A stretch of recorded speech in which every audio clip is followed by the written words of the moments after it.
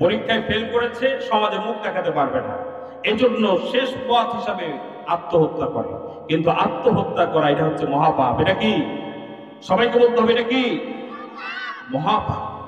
আপনি দুনিয়ার সামান্য যন্ত্রণা সহ্য করতে না পেরে আত্মহত্যা করে আপনি মহা যন্ত্রণার ভিতরে ঝাঁপিয়ে পড়বেন।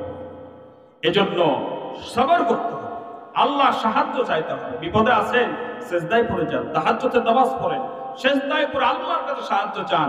আলাইসাল্লাহু বিকাফিন আবদা, আল্লাহ পাক বলছেন আমি কি আমার বান্দার জন্য যথেষ্ট নয়?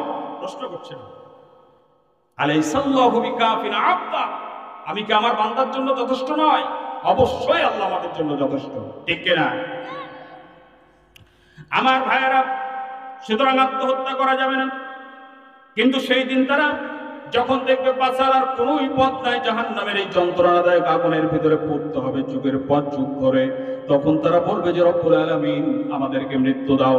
কিন্তু আল্লাহ রব্বুল আলামিন জানিয়ে দিয়েছেন সুম্মা লা ইয়ামুতু ফিহা ওয়া লা ইয়াহইয়া, সেখানে মৃত্যু থাকবে না।